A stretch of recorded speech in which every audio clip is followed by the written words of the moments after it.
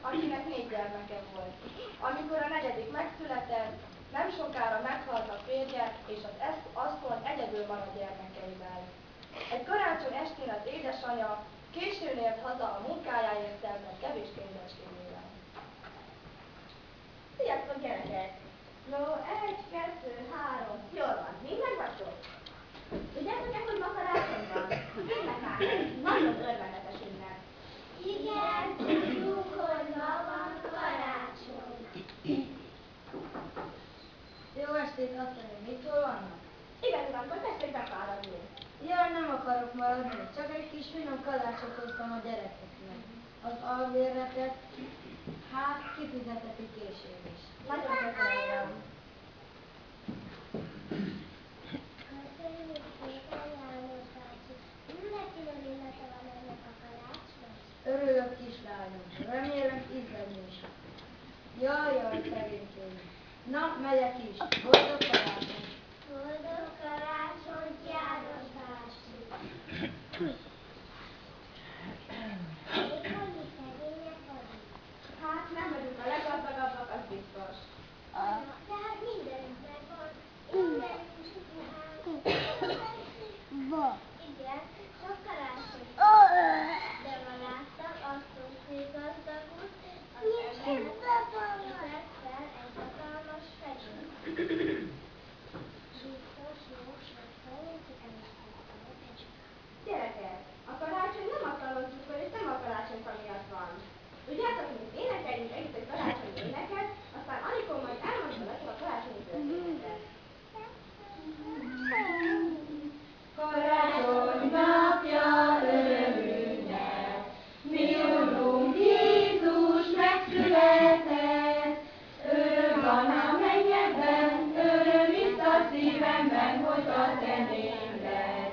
Öröm van a mennyekben, öröm itt a szívemben, hogy a te néved. Ez egy nagyon régi történet, több mint 2000 évvel ezelőtt József és Mária elindultak Betlehembe. Parancsoltak a királynak, készen állnak fogva. Mária kifogásták, mikor megérkeztek Betlehembe, azonnal szálltak.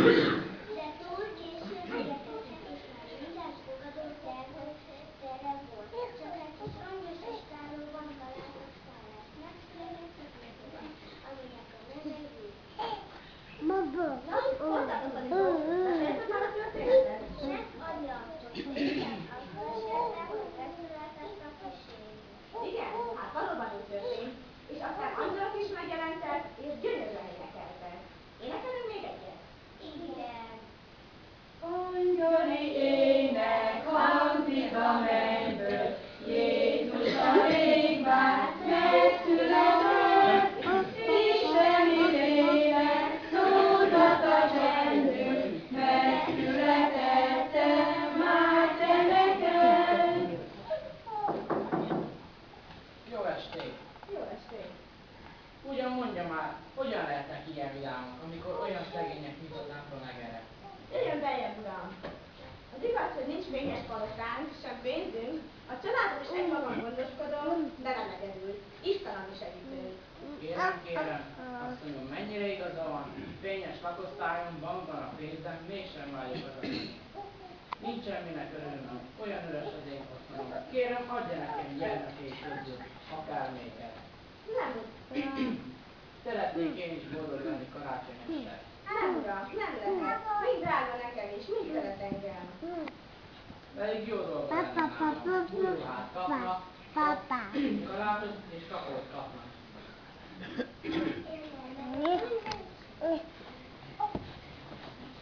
Jól vagyunk, és még amíg van.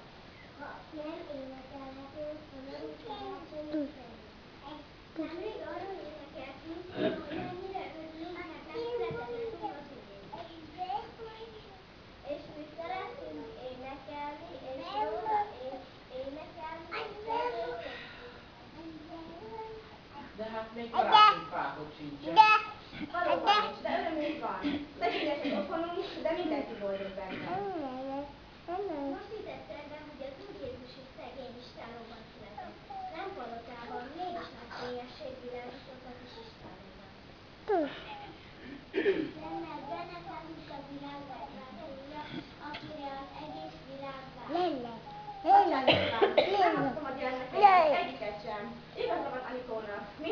megvan, mert személyes otthonunkban itt lakik a megváltó. Jó, de legalább annyit tegyenek, hogy ne énekeljenek. Legalább most karácsonykor ne. 10 000 lejt fizetek ezért az áldozatért. Az édesanyja még csak kimondva sem hallotta ezt a szót. 10 000 lej. És most a markában mondták. A nagyságos úr elment, a gyerekek hallgattak.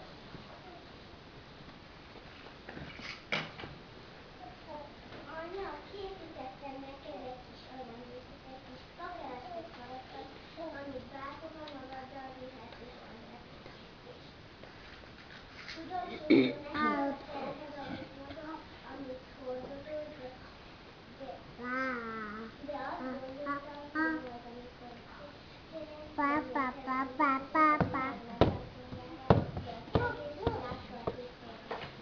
Ó, köszönöm, Anikó, ez igazán kedves tőled.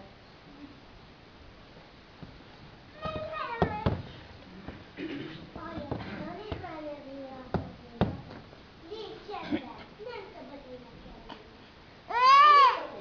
Énekeljünk. Igaza van Annának. Megmondott nektek egy új éneket.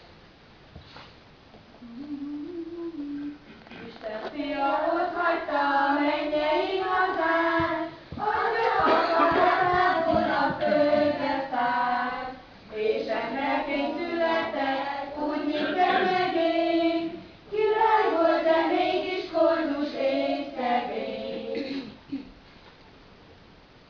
Kérem, hisz megígérték, hogy nem énekelnek. Ezt azért fizettem maguknak. Igen, de nem tehetjük. Fogja a pénzét, gazdugyam és vigye. Mi inkább énekelünk. Hát én ezt nem értem. Legalább magyarázzon nekem valaki. Nézze, uram, minden pénznél többet ér nekem, ha arról énekelhetném, hogy karácsonykor megszületett. Amit lányomtól egy kis fakkeresztet kaptam ajándékba karácsonyra. Egy keresztet? Karácsonyi ajándékba? Igen. Mi nem csak a kis Jézusra gondolunk karácsonykor, hanem a felnőtt Jézusra is, aki egy durva kereszten meghalt érettünk. Ezért nincs szükségünk karácsonyfára, galoncukorra, finom ételekre. Így van, gyerekek? Igen, anya. Ezeknek is tudunk ünnepelni. Igen, nekünk a karácsony a szívünkben van. Emlékezzünk a megszületett Jézusra, és a szeretetre, amelyet ő hozott nekünk. És sokat éneklünk, és boldogok vagyunk.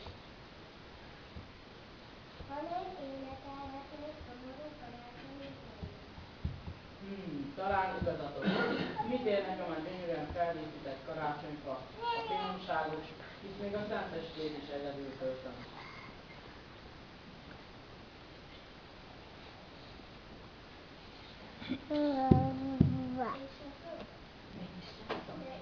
De Isten a szomszédbácsit is szereti, a szomszédbácsinak is adta az Úr Jézus, aki eljött erre a földre karácsonykor. A karácsonynak azonban csak az örülhet igazán, hogy szívébe fogadta Jézust. Az Úr Jézus a kereszten mindenkiért meghalt. Így kegyelmezett Isten nekünk. Erre emlékeztet engem a kereszt. Érti, uram? Igen. Gyerekek, nekem is új életet ad az Isten. Igen, szomszédbácsi, egész biztosan, mert ő szereti azt, aki megállít. Köszönöm, Úr Jézus, hogy meghaltál én bűnömért. Kérek, költözöm a szívembe, és add, hogy egy boldog karácsonyon legyen. Amen. Most már igaz, most már igazán élhet, és igazi boldog karácsonyon lehet szomszédbácsi. Énekeljünk együtt egy éneket. Az édesanyja és a gyerekek énekeltek, és nem sokára a gazdag szomszédul is bekapcsolódott. Boldog volt, mert tudta, hogy Isten az Úr Jézus által megbocsátott neki. Öröm volt a szívében, mert megismerte Isten szeretetét.